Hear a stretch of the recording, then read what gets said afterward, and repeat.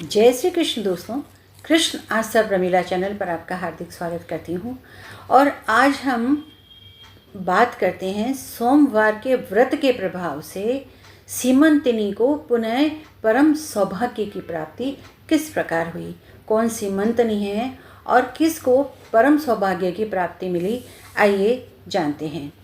श्री सूत जी कहते हैं, जो नित्य आनंदमय शांत निर्विकल्प निरामय अनादि अनंत शिव तत्व को जानते हैं वे परम पद पाते हैं।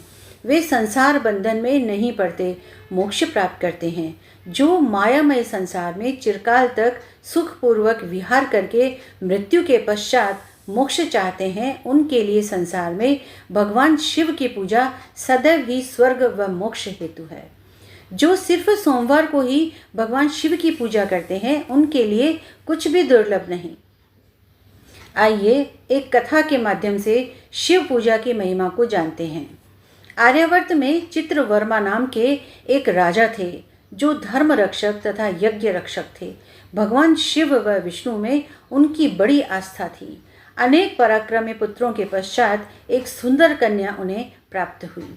एक दिन राजा ने ज्योतिष ज्ञाताओं को बुलाकर कन्या के भविष्य के बारे में पूछा।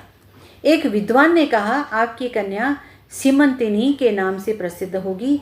यह लक्ष्मी सरस्वती के समान गुणों वाली तथा 10,000 वर्षों तक अपने स्वामी के साथ आनंद भोगेगी तथा 8 सुपुत्रों को जन्म देगी। दूसरे विद्वान ने कहा, यह कन्या अल्प समय में वैधव्य को प्राप्त करेगी। पहले तो राजा चिंतित हुए, फिर भाग्य के अनुसार ही सब तय होता है, ये सोचकर चिंता छोड़ दी। धीरे धीरे जब वह युवा हुई, तब मुनि याज्ञवल्क्य की पत्नी मैत्रेयी की शरण में गई। तब उन्होंने सौभाग्य बढ़ाने वाले यत्न बताए और कहा, तुम सोमवार को भगवान शिव व पार्वती की उपासना करो। घोर से घोर विपत्ति में भी शिव पूजा छोड़ना नहीं। राजकुमारी ने भगवान शिव का पूजन व आराधना आरंभ की। दूसरी ओर निषद देश के राजा नल व दमयंती के इंद्रसेन नामक पुत्र था तथा इंद्रसेन के चंद्रांगद पुत्र थे। राजा चित्रवर्मा ने सीमांतिनी का विवाह चंद्रांगद के साथ करवा दिया। विवाह के पश्चात चंद्रांगद ससुराल में ही कुछ दिन रहे और एक दिन अपने मित्रों के साथ यमुना पार गए। दुर्भाग्यवश उनकी नौका बीच भंवर में डूब गई। यमुना के दोनों तटों पर भारी हाहाकार मच गया। सब कुछ खत्म हो गया। राजा ने अपने दामाद का क्रियाकर्म किया। सीमंतिनी चिता में बैठने को आतुर हुई। परिजनों ने समझा बुझाकर रोका तो वह पुनः शिव आराधना में संलग्न हो गई। 3 वर्ष व्यतीत हो गए। चंद्रांगद को मरा हुआ जानकर उनके पिता के भाइयों ने उनसे राज्य छीनकर उन्हें कारागृह में डाल दिया। दूसरी ओर चंद्रांगद यमुना में डूबने पर नीचे गहराई में उतरने लगे और वहां नागवधुओं को जल में क्रीड़ा करते देखा। तभी वे सभी चित्रांगद को पाताल लोक में ले गईं। चित्रांगद ने अद्भुत रमणीय इंद्र भवन के समान सुंदर तक्षक नगरी को देखा तथा सूर्य के समान तेजस्वी तक्षक नाग को देखा। परम बुद्धिमान कुमार ने उन्हें प्रणाम किया और अत्यंत उदारतापूर्व शब्दों में अपना परिचय दिया। तक्षक ने स्नेह से कहा, तुम निश्चिंत होकर के रहो, भय रहित होकर रहो तथा ये बताओ किस देवता की आराधना करते हो।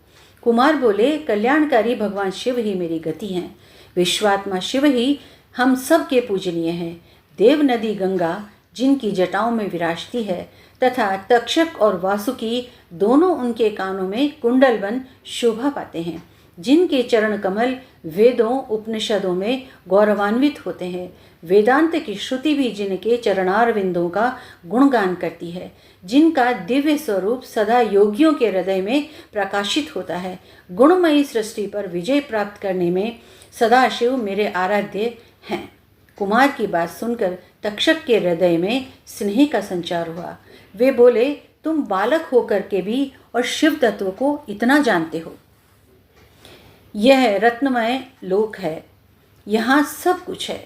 मनोकामना पूर्ण करने वाले कल्प वृक्ष हैं तथा अमृत से भरी हुई बावड़ियाँ हैं। जरा रोग की पीड़ा नहीं। तुम यहीं पर रहकर सभी सुखों का भोग करो।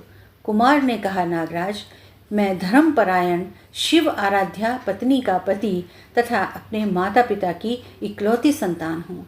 मुझे मृत जानकर मेरे परिजन शोकग्रस्त होंगे, अतः कृपया आप मुझे मनुष्य लोक में पहुँचा दें। तक्षक राजा ने कुमार को एक दिव्य तथा इच्छानुसार चलने वाला, जिसकी गति अप्रतिम थी, अश्व दिया और अनेक दिव्य आभूषण रत्नादि भेंट करके कहा कि तुम जब भी मुझे पुकारोगे मैं हाजिर हो जाऊंगा। कुमार यमुना से बाहर आकर रमणीय तट पर घूमने लगे। तभी राजकुमारी सीमंतिनी सखियों के साथ स्नान के लिए वहां आई। कुमार ने राजकुमारी की सखी से वार्तालाप किया। दोनों ने एक दूसरे को पहचानने का प्रयास किया। कुमार राजकुमारी को आश्वस्त करके अपने राज्य की ओर लौटे। वहां जाकर अपने माता पिता को मुक्त कराकर उनका राज्य पुनः उन्हें दिलवाया।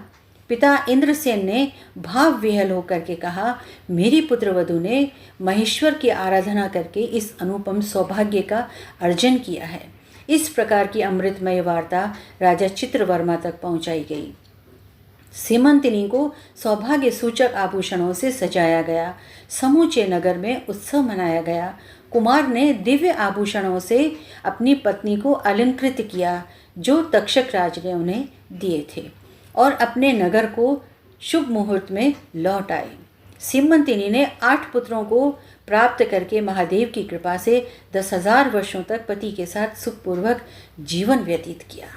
इति।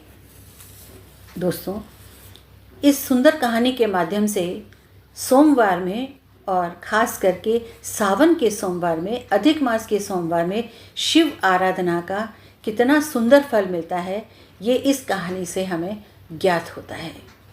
अपने दोस्तों के साथ, अपने प्रियजनों के साथ में इस कथा को अवश्य ही शेयर कीजिए और चैनल को सब्सक्राइब कीजिए। जय श्री कृष्णा। हर हर महादेव।